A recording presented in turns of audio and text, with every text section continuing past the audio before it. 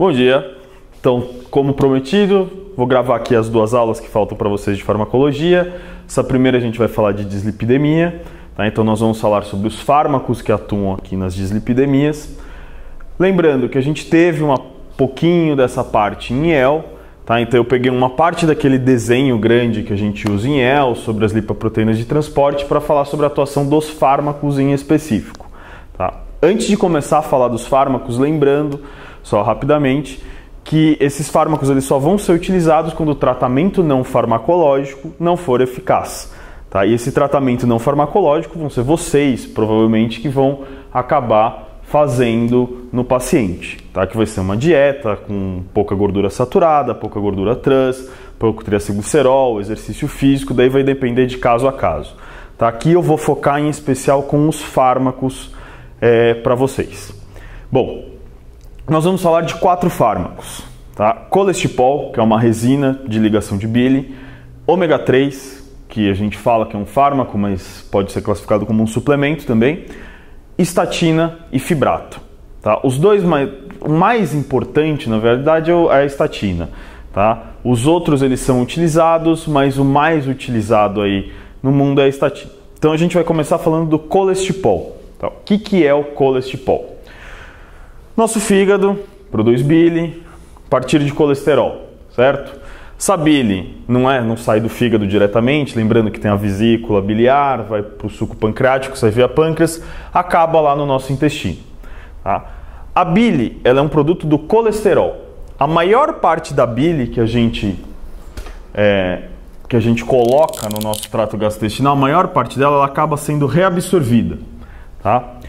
O que uma resina de ligação de bile, um quelante de bile, que o mais famoso chama colestipol, faz, tá? Então o colestipol é um fármaco que ele vai atuar aqui no intestino, tá? E ele vai capturar essa bile. Essa bile que seria reabsorvida, ela não vai mais ser reabsorvida, ele bloqueia isso daqui, certo? Se ele bloqueou essa reabsorção, eu vou jogar muita bile fora, eu vou ter muita bile nas minhas fezes. O que significa isso, muita bile nas minhas fezes?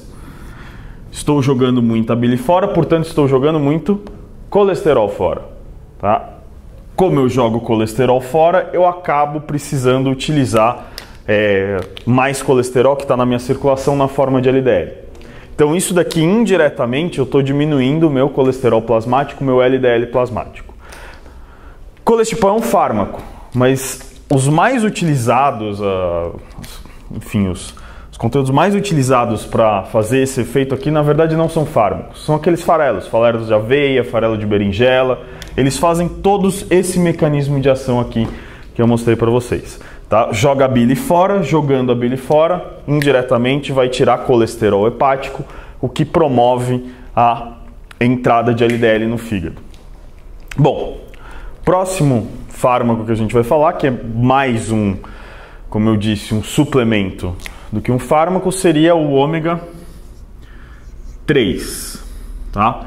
O ômega 3 ele vai atuar no nosso fígado, tá? E o que ele faz, esse ômega 3? Ele promove um aumento nos receptores de B100 na membrana hepática, tá? Então, lembrando que para o nosso LDL conseguir adentrar aqui o hepatócito, ele precisa desse receptor, tá?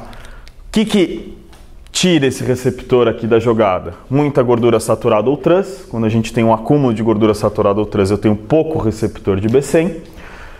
Ou um colesterol muito elevado no fígado. Também retira o receptor de B100 aqui da membrana, tá? O ômega 3 ele vai funcionar principalmente aumentando essa quantidade de receptor de B100. Se eu aumentei a quantidade de receptor de B100, o LDL vai conseguir entrar no fígado e não vai ficar mais aqui acumulado na minha circulação plasmática. Esse ômega 3, ele não tem um efeito infinito. O que eu quero dizer com isso? Eu estou com um colesterol elevado, meu LDL está alto. Tá, beleza, então eu vou começar a comer ômega 3 para tentar regular ele. Adianta eu comer infinitos ômega 3 que o meu colesterol vai baixar lá infinito? Não, a gente tem um limite, tá? Você tem lá um valor diário que você consegue absorver e utilizar desse ômega 3. Acima disso, aquele ômega 3 acima desse valor que você tomou, ele não vai fazer efeito nenhum com relação à diminuição de colesterol. Então, o ômega 3 está mais relacionado, na verdade, quando a gente tem uma deficiência da ingesta de ômega 3. Se você não está comendo aquela quantidade de ômega 3 preconizada por dia, você provavelmente vai ter um LDL aumentado.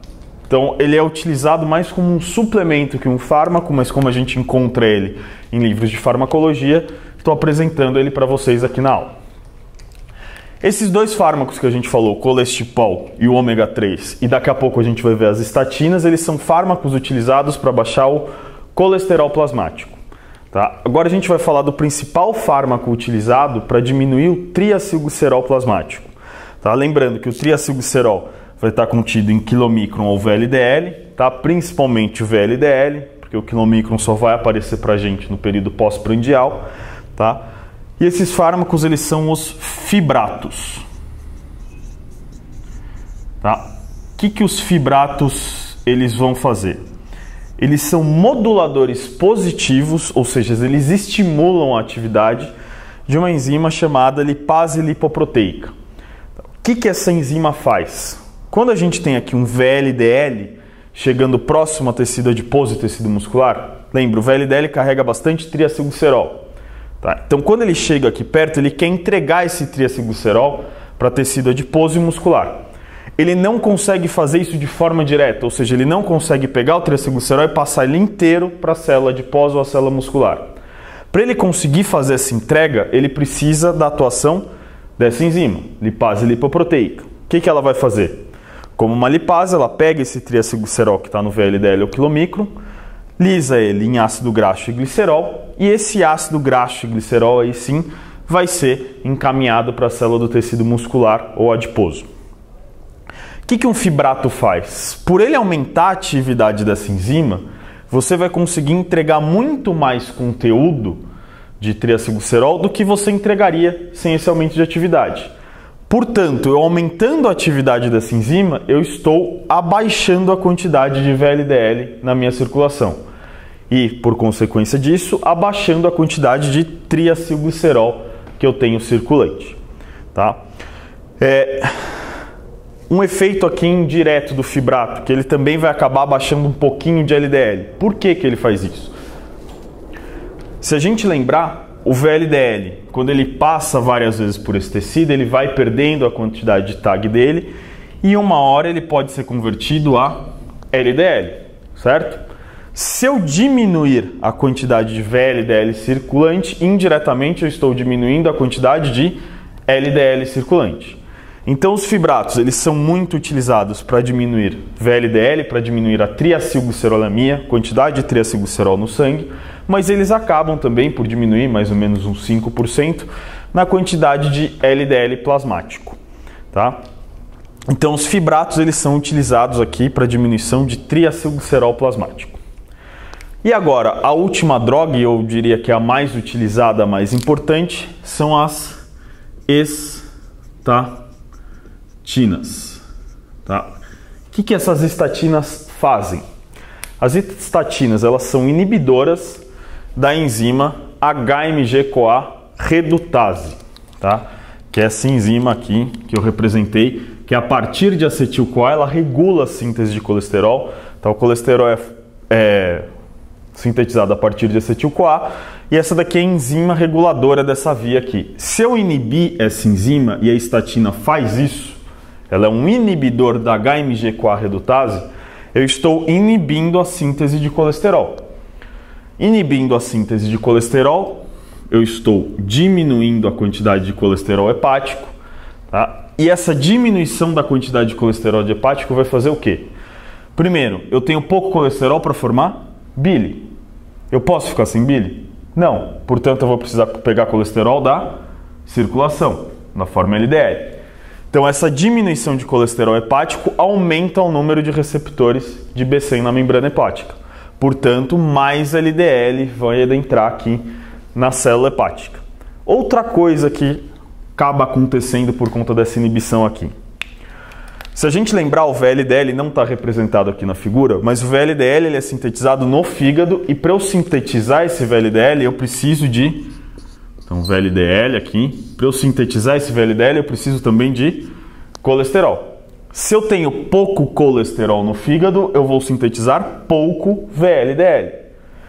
Sintetizando pouco VLDL, como a VLDL é quem se converte em LDL, eu vou ter poucos LDLs na circulação também. Então a gente costuma falar que a estatina, ela diminui o colesterol plasmático atuando em duas frentes. Quais são essas frentes? Primeiro, aumentando o número de receptores de B100 na membrana, que vai aumentar a captação de LDL plasmático, diminuindo a concentração dele.